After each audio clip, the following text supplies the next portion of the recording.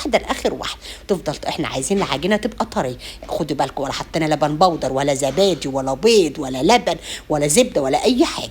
تعالوا بقى الحشو، دي ترجع لك انت. انا هعملها بلحمه مفرومه، الولاد عايزينها بلحمه مفرومه. ممكن تعمليها بالمشروم، ممكن تعمليها بالفراخ، ممكن تعمليها بالجبنه. بس حطيت 3 بصلات على نص كيلو لحمه مفرومه، هتعمل الخمس بيتزات. بسم الله ما شاء الله، لا حول ولا قوه الا بالله. حطيت عليهم 3 بصلات تكترها وتسكرها، ونزلت بالتوابل بتاعت اللي موجوده، فلفل اسود وكزبره وكاري اللي موجود، ومعلقه صلصه ونص معلقه ملح صغننه، ومعلقتين 2 طماطم تخلي الصلصه بتاعتي حلو.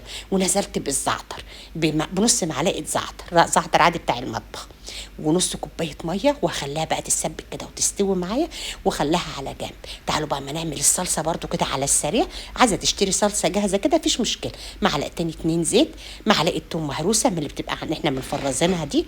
عندكيش يبقى فصين توم كده على طول، ما تكتريش، يا دوبك بس كده تغير لونها. وانزلي بالطماطم، هنزل بالطماطم زي ما قلت لك. عايزه تجيبي صلصه جاهزه مفيش اي مشكله، مش هتقول لا. نزلت بزعتر وفلفل اسود وبابريكا ومعلقه صلصه عشان تحمرها كده وتخلي لونها حلو. فلفل اسود اهو، وبابريكا وكزبره ناعمه. بس مش هحط حاجه تاني. عايزه تحطي انت عندك اضافات وحابه تحطيها حطي. وحطيت نص معلقه سكر كمان. العصاج بتاعنا حلو، سبته برد.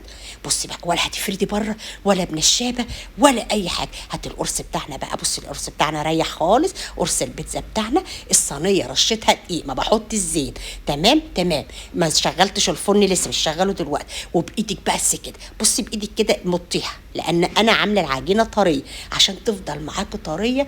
لو قعدت معاكي شهرين 3 في التلاجة وفرستيها، عشان هتودي العيال مدارس، هتفطري بيها، تخليها. عايزه تروحي تتفسحي براحتك، عايزه تخليها تعمليها لتاني يوم برضو، دي براحتك، ما يحصلهاش اي حاجه.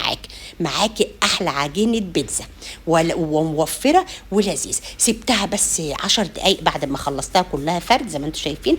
وبالشوكه بقى، الصلصه بتاعتي كانت هديت شويه ما تبقاش سخنه، وشكشكتها كده بالشوكه عشان حملاه.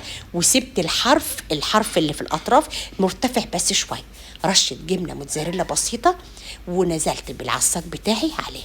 بدل العصاج ممكن نحط جبنه، ممكن نحط مشروم، ممكن نحط فراخ، ممكن ما نحط، يعني اللي يريحكم. انا عملتها بلحمه معصجه. وبعد كده بقى اللي انت عايزاه تحطي، دي ترجع كام قطعه بس فلفل وواحدتين زيتون، وحطيت طبقه جبنه عليه. حلوه قوي، يا وعد يا وعد على الجمال والطعم. خلاص كده هعمل كله زي ما انتم شايفين كده، شكشكها بقى كله عشان ما اطولش عليكم.